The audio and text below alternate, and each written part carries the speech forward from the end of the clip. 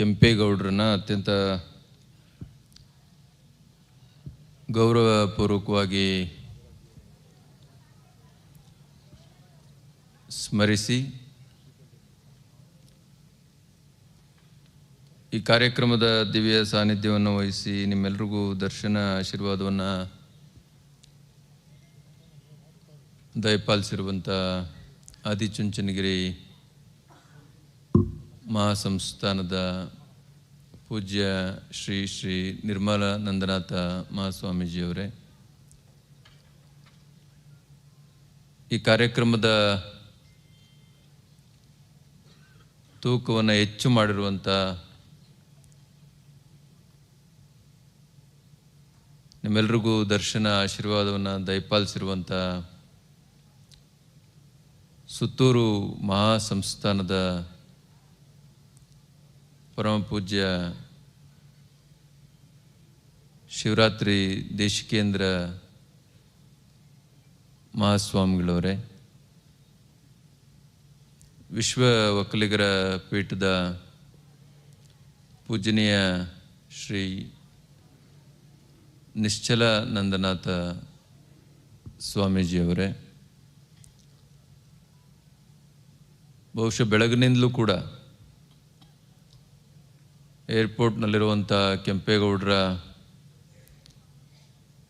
ಪುತ್ಥಳಿಗೆ ಪುಷ್ಪಾರ್ಚನೆ ಮಾಡೋದ್ರ ಮೂಲಕ ಪ್ರಾರಂಭವಾಗಿರುವಂಥ ಈ ಕಾರ್ಯಕ್ರಮ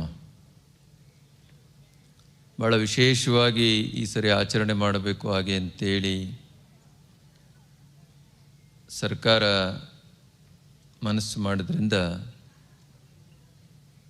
ಅದರ ನೇತೃತ್ವವನ್ನು ವಹಿಸಿ ಉಪಮುಖ್ಯಮಂತ್ರಿಗಳು ತುಂಬ ಅರ್ಥಪೂರ್ಣ ಮಾತುಗಳನ್ನು ಸಭೆಯ ಜೊತೆಯಲ್ಲಿ ಹಂಚಿಕೊಂಡಿದ್ದಾರೆ. ಅದಕ್ಕೂ ಪೂರ್ವದಲ್ಲಿ ನಮ್ಮ ಘನ ಸರ್ಕಾರದ ಮುಖ್ಯಮಂತ್ರಿಗಳು ಸುಮಾರು ಒಂದು 15-20 ನಿಮಿಷ ಮುಂಚೆನೇ ಬಂದು ಇಲ್ಲಿ ಉಪಸ್ಥಿತರಿದ್ದು ಮತ್ತು ಶಿವಕುಮಾರ್ ಅವರು ಕರೆದಾಗ ತುಂಬ ಸಂತೋಷದಿಂದ ನಾಡಪ್ರಭು ಕೆಂಪೇಗೌಡ ಭವನಕ್ಕೆ ಚಾಲನೆ ನೀಡಿ ಯಾವ ರೀತಿ ಜಗಜೀವನ್ ರಾಮ್ ಭವನ ಅವರೇ ಶಂಕುಸ್ಥಾಪನೆ ಮಾಡಿ ಮತ್ತು ಅದೇ ಸರ್ಕಾರದಲ್ಲೇ ಉದ್ಘಾಟನೆಗೊಳ್ತು, ಅದೇ ಥರದ ಇನ್ನೊಂದು ಉದಾಹರಣೆ ಆಗಲಿ ಹಾಗೆ ಅಂತೇಳಿ ಹಾರೈಸಿ ಹೋಗಿದ್ದಾರೆ. ಇದೆಲ್ಲಕ್ಕೂ ಹಿಂದೆ ನಿಂತು ಒಂದು ಪ್ರೇರಕ ಶಕ್ತಿಯಾಗಿ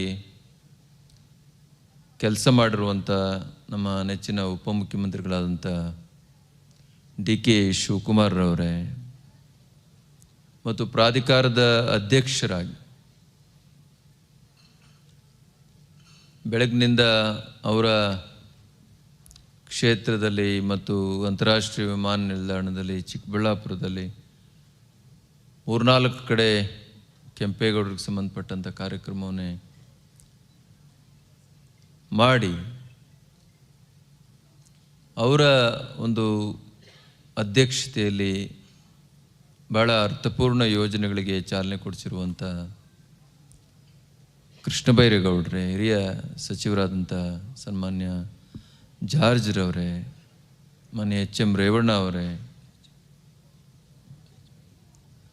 ಭಾಳ ಮುಖ್ಯವಾಗಿ ಕೆ.ಎಚ್. ಮುನಿಯಪ್ಪನವರು ಇದ್ದರು, ತೆರಳಿದ್ದಾರೆ ಅಂತೇಳಿ ಅನಿಸ್ತದೆ. ಹಿರಿಯ ಶಾಸಕರಾದಂಥ ಬಾಲಕೃಷ್ಣರವರೇ, ಶೃಂಗೇರಿ ಕ್ಷೇತ್ರದ ಶಾಸಕರು ನಮ್ಮ ಸಿದ್ಧಾರ್ಥರವರ ಆತ್ಮೀಯ ಸ್ನೇಹಿತರು ಆದಂಥ ರಾಜುಗೌಡ್ರೆ, ನಾವೆಲ್ಲ ಈ ರಾಮ ಲಕ್ಷ್ಮಣರ ಕಥೆಗಳನ್ನು ಈ ಪುರಾಣದಲ್ಲಿ ಕೇಳ್ತಾ ಇರ್ತೀವಿ, ಓದ್ತಾ ಇರ್ತೀವಿ. ಈಗಲೂ ರಾಮ ಲಕ್ಷ್ಮಣರನ್ನು ನೋಡಬೇಕು ಹಾಗೆ ಅಂತ ಹೇಳಿದ್ರೆ ಈ ಶಿವಕುಮಾರ್ ಮತ್ತು ಡಿ.ಕೆ. ಸುರೇಶ್ ಅವ್ರನ್ನ ನೋಡಬೇಕು. ಎಲ್ಲ ಕಾಲಗಳಲ್ಲೂ ಕೂಡ ಅದೆಂಥದ್ದೇ ಪರಿಸ್ಥಿತಿಯಲ್ಲೂ ಕೂಡ ತನ್ನ ಅಣ್ಣನನ್ನು ಬಿಟ್ಕೊಡದೇ ಇರುವಂಥ ಒಬ್ಬ ಪ್ರಾಮಾಣಿಕ ಸೋದರ. ಬಹುಶಃ ಮಗನ ಸ್ಥಾನದಲ್ಲಿ ನಿಂತು ಶಿವಕುಮಾರ್ ಅವರನ್ನು ಸುರೇಶ್ ಅವರು ಯಾವತ್ತೂ ಕೂಡ ಕಾಪಾಡಿಕೊಂಡಿರೋ ಅಂಥದ್ದು. ಹಾಗಾಗಿ ಅವರು ಈ ರಾಜ್ಯಕ್ಕೇ ಒಂದು ಮಾದರಿ ಸಹೋದರರು ಆಗಿ ಅಂತ ಹೇಳಿದ್ರೆ ತಪ್ಪಾಗಲಾರದು. ಅಂಥ ಒಬ್ಬ ಕ್ರಿಯಾಶೀಲ ಸಂಸದರಾಗಿ ಇದೇ ಕ್ಷೇತ್ರದಲ್ಲಿ ಕಾರ್ಯನಿರ್ವಹಿಸಿ ಇವತ್ತು ಜಾಗದ ಆಯ್ಕೆಯಲ್ಲಿ ಭಾಳ ಪ್ರಮುಖ ಪಾತ್ರವನ್ನು ವಹಿಸಿರುವಂಥ ಡಿ.ಕೆ. ಸುರೇಶ್ರವರೇ, ಈಗ ಬೆಂಗಳೂರು ಹಾಲು ಉತ್ಪಾದಕರ ಸಂಘದ ಅಧ್ಯಕ್ಷರು. ಅಲ್ಲೂ ಏನು ಸುಮ್ಮನೆ ಇರೋದಿಲ್ಲ ಮನುಷ್ಯ, ಏನಾದರೂ ಕ್ರಿಯಾಶೀಲವಾಗಿ ಅದನ್ನು ಭಾಳ ದೊಡ್ಡ ಮಟ್ಟಕ್ಕೆ ಕೊಂಡೊಯ್ಯುವಂಥ ರೀತಿಯಲ್ಲಿ ಅವರು ಪ್ರಯತ್ನ ಮಾಡ್ತಾರೆ ಅನ್ನುವಂಥ ನಂಬಿಕೆ ನಮ್ಮೆಲ್ಲರೂ ಕೂಡ ಸದಾ ಇದೆ ಅಂತೇಳಿ ಈ ಸಂದರ್ಭದಲ್ಲಿ ಹೇಳ್ತಾ, ಸರ್ಕಾರದ ಎಲ್ಲ ಹಿರಿಯ ಅಧಿಕಾರಿಗಳು ಮತ್ತು ಸೋಮಶೇಖರ್ ಅವರು, ಮಾಜಿ ಸಚಿವರು ಮತ್ತು ಹನುಮಂತರಾಯಪ್ಪನವರು ಇಂಥದ್ದೇ ಒಳ್ಳೆಯ ಜಾಗ ಆಗಬೇಕು ಹಾಗೆ ಅಂತೇಳಿ ಶಿವಕುಮಾರ್ ಅವರಿಗೆ ಒತ್ತಾಸೆಯಾಗಿ ನಿಂತು ಬಹುಶಃ ಒಂದು 10-12 ದಿವಸಗಳ ಹಿಂದೆ ಆ ಜಾಗಕ್ಕೂ ಅವ್ರನ್ನ ಕರ್ಕೊಂಡು ಬಂದು ಇವತ್ತು ಮೈನ್ ರೋಡ್ನಲ್ಲಿ ಎಲ್ಲೋ ಹಿಂದೆ ಕೊಟ್ಟಿದ್ರು ಅಂತೇಳಿ ಕಾಣ್ತದೆ. ನಮಗೂ ಕೂಡ ಅದು ಅಬ್ಜೆಕ್ಷನ್ ಇತ್ತು, ಭಾಳ ಹಿಂದೆ ಆಯಿತು ಮತ್ತು ಅದಿನ್ನೂ ಖಾತೆ ಪಾಣಿ ಆಗಲಿಲ್ಲ ಅಭಿವೃದ್ಧಿ ಪ್ರಾಧಿಕಾರದ ಹೆಸರಿಗೆ, ಬೇಗನೆ ಅದು ಆಗಬೇಕು ಅನ್ನುವಂಥದ್ದು. ಆದರೆ ಲೇಟ್ ಆಗಿದ್ದರೂ ಕೂಡ ಒಳ್ಳೆಯದೇ ಆಯಿತೇನೋ. ಯಾಕಂದ್ರೆ ಕೆಂಪೇಗೌಡರು ನಾಡು ಕಟ್ಟಿದಂಥವ್ರು, ಈ ಊರನ್ನು ಕಟ್ಟಿದಂಥವ್ರು, ಅವ್ರಿಗೆ ಎಲ್ಲೋ ಒಂದು ಮೂಲೆಯಲ್ಲೇ ಹೋಗಿ ನಾವು ಭವನ ಕಟ್ಟಿದ್ರೆ ಹೇಗೆ ಅಂತೇಳಿ ಹನುಮಂತರಾಯಪ್ಪನವ್ರಿಗೂ ಅನಿಸಿ ಶಿವಕುಮಾರ್ ಅವರನ್ನು ಮನವೊಲಿಸಿ, ಅದು ಆ ಕಡೆ ಮೇನ್ ರೋಡಲ್ಲಿ, ಇದು ಅದಕ್ಕಿಂತ ದೊಡ್ಡ ಮೇನ್ ರೋಡ್ ಇದು. ಅದರಿಂದ ಇಲ್ಲಿ ರಾಜ್ಕುಮಾರ್ ಅವರ ಐಕ್ಯ ಸ್ಥಳ ಇದೆ, ಬಾಬು ಜಗಜೀವನ್ ರವರ ಬೃಹತ್ತಾದ ಭವನ ಇದೆ, ಮತ್ತು ಮುಂದೆ ಅದಕ್ಕಿಂತ ಎತ್ತರದ ಸ್ಥಾನದಲ್ಲಿ ಸ್ವಲ್ಪ ಎತ್ತರನಿರ್ಬೇಕು ಅನಿಸುತ್ತದು. 5 ಎಕರೆ ವಿಸ್ತೀರ್ಣದಲ್ಲಿ ಇವತ್ತು ಒಂದು ಅಂತಾರಾಷ್ಟ್ರೀಯ ಮಟ್ಟದ ಶಿವಕುಮಾರ್ ಅವರಿಗೆ ನಾವು ಕಟ್ಟದೆ ಹೇಳ್ಕೊಡ್ಬೇಕಾದಿಲ್ಲ. ಆತ ಗುಡ್ ಕನ್ಸ್ಟ್ರಕ್ಟರ್, ಎಂತೆಂಥ ದೊಡ್ಡ ದೊಡ್ಡ ಸಂಸ್ಥೆಗಳನ್ನ ಕಟ್ಟಿದ್ದಾರೆ. ಅಷ್ಟೇ ಅಲ್ಲ, ಸರ್ಕಾರದಲ್ಲಿ ಬಹುಶಃ ಬಹಳ ಹಿರಿತನ ಇರುವಂಥ ಎಲ್ಲ ರೀತಿಯ ಅನುಭವ ಅವರಿಗೆ ದೇವರು ಕರುಣಿಸಿದ್ದಾನೆ. ಅದರಿಂದ ಆ ಒಂದು ಭವನವನ್ನು ಕೂಡ ಅಂತಾರಾಷ್ಟ್ರೀಯ ಮಟ್ಟದ ವಿನ್ಯಾಸದೊಂದಿಗೆ ಕಟ್ಟಿ ಈ ಸರ್ಕಾರದಲ್ಲೇ ಲೋಕಾರ್ಪಣೆ ಮಾಡಲಿ ಅಂತೇಳಿ ನಾನಾದರೂ ಕೂಡ ಭಾವಿಸ್ತೇನೆ. ಕೆಂಪೇಗೌಡರ ಬಗ್ಗೆ ಮಹಾಸ್ವಾಮಿಗಳವರು ಬಹಳ ಅರ್ಥಪೂರ್ಣ ಮಾತುಗಳನ್ನು ಈಗಾಗಲೇ ಹೇಳಿದ್ದಾರೆ. ತುಂಬ ತಡ ಕೂಡ ಆಗಿದೆ. ಕೆಂಪೇಗೌಡರ ವ್ಯಕ್ತಿತ್ವ ಬಹಳ ದೊಡ್ಡದು. ಒಂದು 16 ವರ್ಷ ಮಾತ್ರ ಅವರು ಸಾಮಂತರಾಗಿದ್ದಂಥವ್ರು. ಅವರ ಆಳ್ವಿಕೆ ಈ ಕಡೆ ಕೃಷ್ಣಗಿರಿವರೆಗೂ, ಚಿತ್ತೂರವರೆಗೂ, ಕೇರಳದ ಗಡಿಯವರೆಗೂ, ಆ ಕಡೆ ನಮ್ಮ ಚಿತ್ರದುರ್ಗದ ಆಚೆವರೆಗೂ ಇತ್ತು ಹಾಗೆ ಅಂತೇಳಿ ಇತಿಹಾಸ ಹೇಳ್ತದೆ. ಅದಾದ ನಂತರ ಅವರು ಮಹಾರಾಜರಾಗ್ತಾರೆ, ಭಾಳ ದೊಡ್ಡ ಸಾಮ್ರಾಜ್ಯವನ್ನು ಅವರು ಸ್ಥಾಪನೆ ಮಾಡುತ್ತಾರೆ. ಮೊನ್ನೆ ಹೇಳ್ತಾ ಇದ್ದಾರೆ ಯಾರು, ವಿಜಯನಗರ ಯುದ್ಧ ಆದಂಥ ಸಂದರ್ಭದಲ್ಲಿ ಅಚ್ಯುತರಾಯರು ಅಂತೇಳಿ ಕಾಣ್ತದೆ, ಅವರಿಗೆ ಮುಖ್ಯ ಸೇನಾಧಿಪತಿಯಾಗಿ ಕೆಂಪೇಗೌಡರು ಹೋಗಿದ್ದರು. ಅವಾಗ ಅವರಿಗೆ ಗಾಯಗಳಾದಂಥ ಸಂದರ್ಭದಲ್ಲಿ ಸ್ವತಃ ಪ್ರಜೆಗಳೇ ಶಾಸನವನ್ನು 2-3 ಶಾಸ್ತ್ರವನ್ನು ಬರೆಸಿ ಶಾಸನವನ್ನು ರಚನೆ ಮಾಡಿ ನಮ್ಮ ಮಹಾರಾಜರಿಗೆ ಆರೋಗ್ಯವನ್ನು ಕೊಡು, ಕ್ಷೇಮವನ್ನು ಕೊಡು ಹಾಗೆ ಅಂತೇಳಿ ಪ್ರಜೆಗಳು ಕೇಳಿಕೊಂಡಿದ್ರು. ಇವತ್ತಿಗೂ ಕೂಡ ಆ ಶಾಸನಗಳಿದ್ದಾವೆ. ಹಾಗೆ ಅಂಥ ಒಂದು ಜನಾನರಾಗಿ ಮಹಾರಾಜ, ಅವಾಗೆಲ್ಲ ಸುಂಕ ಕಟ್ಟಬೇಕಾಗಿತ್ತು, ಭಾಳ ಸ್ಟ್ರಿಕ್ಟು. ಈಗ ಶಿವಕುಮಾರ್ ಅವರು ಕೂಡ ಭಾಳ ಸ್ಟ್ರಿಕ್ಟಾಗಿ ಸುಂಕ ಕಟ್ಟಬೇಕು ಅಂತ ಹೇಳಿದ್ದಾರೆ. ಟ್ಯಾಕ್ಸ್ ಕಟ್ಟಿ ಈ ಖಾತಾ ಮಾಡ್ಕೊಳ್ಳಿ, ನಿಮ್ಮ ಆಸ್ತಿಗಳನ್ನೆಲ್ಲ ಅಧಿಕೃತ ಮಾಡ್ಕೊಳ್ಳಿ ಅಂತೇಳಿ ಮಾಡಿದ್ದಾರೆ. ಇಲ್ಲ ಅಂತ ಹೇಳಿದ್ರೆ ಜೈಲು ಅಂತ ಇತ್ತು ಅವಾಗ, ಕಾರಾಗೃಹಕ್ಕೆ ಹಾಕ್ತೀವಿ ಅಂತ. ಆಗಿನ್ನೂ ಕೆಂಪೇಗೌಡರು ಸಾಮಂತರು ಕೂಡ ಪಾಳೆಗಾರರು ಕೂಡ ಆಗಿಲ್ಲದೆ ಇರೋವಂಥ ಕಾಲ. ಆ ಕೆಂಪೇಗೌಡರು ಹೇಳ್ತಾರೆ, ನನ್ನ ಜನರ ಸುಂಕ ಕಟ್ಟಲಿಕ್ಕೆ ಅವರಿಗೆ ಶಕ್ತಿ ಇಲ್ಲ, ಅದರಿಂದ ಅವರ ಆಸ್ತಿನ ಮುಟ್ಟುಕೋಲು ಮಾಡಿಕೊಡ್ಬೇಡಿ, ಅವ್ರಿಗೆ ಕಾರಾಗೃಹ ವಾಸ ಕೊಡಬೇಡಿ, ಅವ್ರ ಬದಲು ನಾನು ಜೈಲಿಗೆ ಹೋಗ್ತೀನಿ, ಅವರ ತೆರಿಗೆ ಕಟ್ಟಿದ ಮೇಲೆ ನನ್ನನ್ನು ಬಿಡುಗಡೆ ಮಾಡಿ. ಹಾಗೆ ಕೆಂಪೇಗೌಡರದ್ದು ಅಷ್ಟು ದೊಡ್ಡ ವ್ಯಕ್ತಿತ್ವ.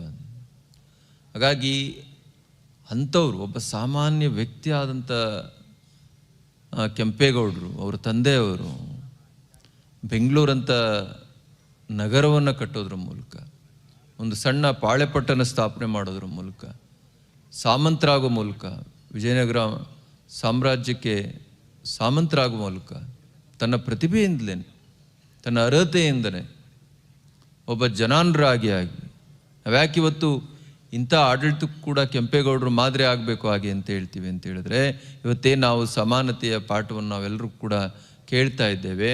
ಅವತ್ತೇ 64 ಪೇಟೆಗಳನ್ನು ಕಟ್ಟಿ ಎಲ್ಲ ಸಮುದಾಯಗಳನ್ನು, ತಳ ಸಮುದಾಯಗಳನ್ನು, ಎಲ್ಲ ವರ್ಗದವರನ್ನು ಅವರ ವೃತ್ತಿಯ ಆಧಾರದ ಮೇರೆಗೆ ಆ ಪೇಟೆಗಳನ್ನು ಕೊಟ್ಟು ಅಲ್ಲಿ ಅವರು ಮಾಡುವಂಥ ಉತ್ಕೃಷ್ಟ ಉತ್ಪನ್ನಗಳನ್ನು ಜಾಗತಿಕ ಮಾರುಕಟ್ಟೆನ ದೊರಕಿಸಿಕೊಟ್ಟಂಥವ್ರು ಕೆಂಪೇಗೌಡರು.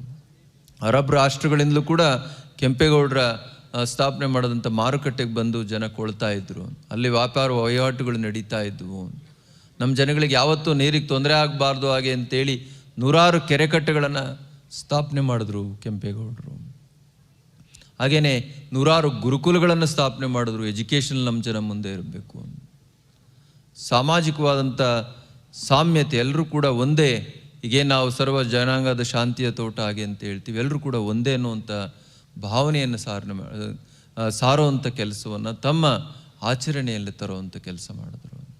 ಹಾಗಾಗಿ ಇವತ್ತು ಯಾವತ್ತಿಗೂ ಕೂಡ ಕೆಂಪೇಗೌಡರು ತಮ್ಮ ವ್ಯಕ್ತಿತ್ವದಿಂದ ಪ್ರಸ್ತುತರಾಗ್ತಾರೆ. ಅವರ ಹೆಸರಿನಲ್ಲಿ ಬಹಳ ದೊಡ್ಡ ದೊಡ್ಡ ಕೆಲಸ ಆಗಬೇಕು. ಮೊನ್ನೇನು ಕೆಂಪೇಗೌಡರ ಬಹಳ ದೊಡ್ಡ ಏಷ್ಯಾ ಖಂಡದಲ್ಲೇ ಬಹಳ ದೊಡ್ಡ ಬಡಾವಣೆ ಅಂತೇಳಿ ಕಾಣ್ತದೆ, ಕೆಂಪೇಗೌಡ ಬಡಾವಣೆ.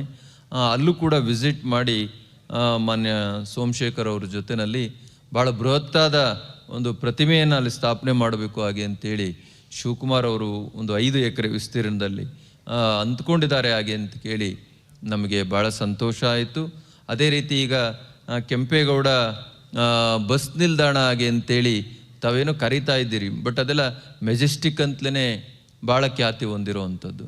ಅದರಿಂದ ಅದಕ್ಕೆ ಒಂದು ಅರ್ಥಪೂರ್ಣವಾದ ಇದು ಬರಬೇಕು ಹಾಗೆ ಅಂತ ಹೇಳಿದ್ರೆ, ಅರ್ಥ ಬರಬೇಕು ಹಾಗೆ ಅಂತ ಹೇಳಿದ್ರೆ ಅದನ್ನು ಭಾಳ ದೊಡ್ಡದಾದ ಒಂದು ಕೆಂಪೇಗೌಡ ಬಸ್ ನಿಲ್ದಾಣ ಅಂತಲೂ ಮತ್ತು ಭಾಳ ಬೃಹತ್ತಾದ ಒಂದು ಸುಂದರವಾದ ಪ್ರತಿಮೆಯನ್ನು ಮೆಜೆಸ್ಟಿಕ್ ಹೀಗೆ ನಾವು ಹೇಳ್ತೀವಿ, ಅಲ್ಲಿ ಶಿವಕುಮಾರ್ ಅವರು ಸರ್ಕಾರದ ಪ್ರಮುಖರವರು, ಆಮೇಲೆ ಈ ಊರಿಗೆ ಅವರೇ ಉಸ್ತುವಾರಿ ಸಚಿವರು.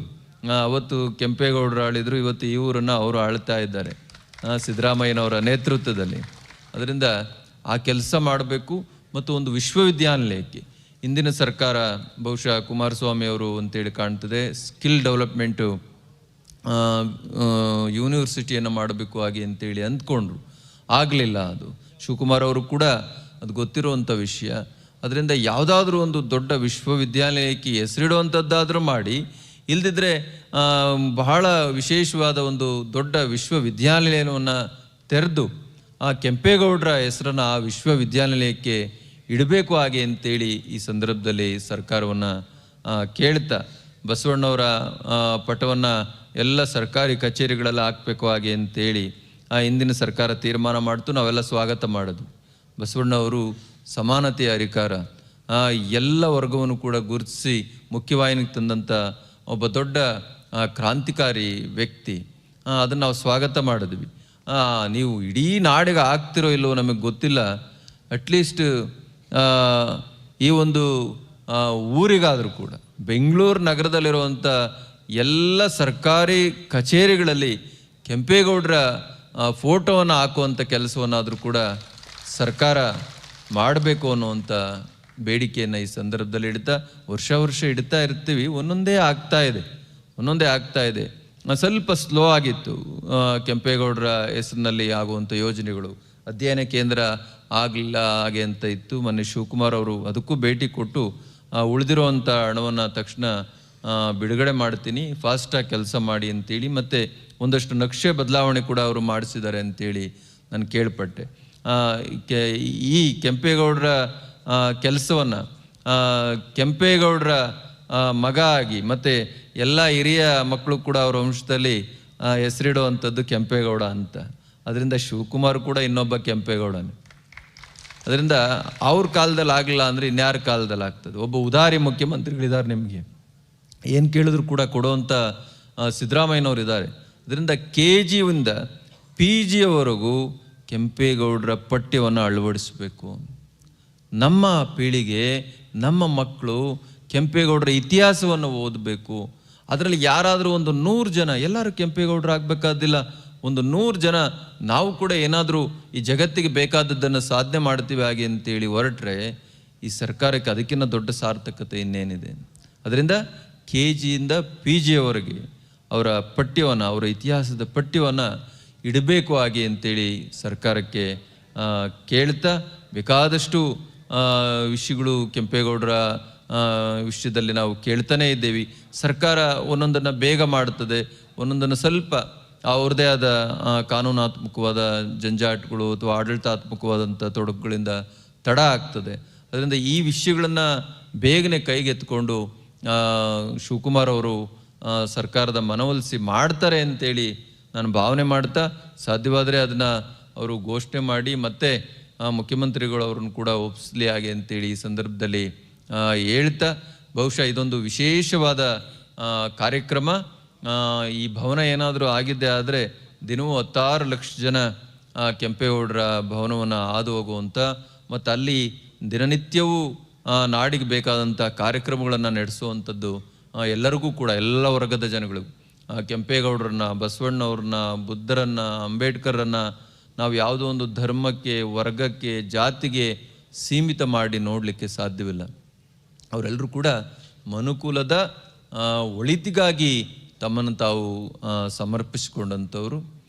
ಅಂಥವರ ಒಂದು ಮನನೆನ ಮತ್ತು ನೆನಪನ್ನು ಎಲ್ಲ ಕಾಲಗಳಲ್ಲಿ ಕೂಡ, ಎಲ್ಲ ಹಂತಗಳಲ್ಲೂ ಕೂಡ ಮಾಡಿಕೊಳ್ಳುವಂಥದ್ದು ನಮ್ಮೆಲ್ಲರ ಕರ್ತವ್ಯ.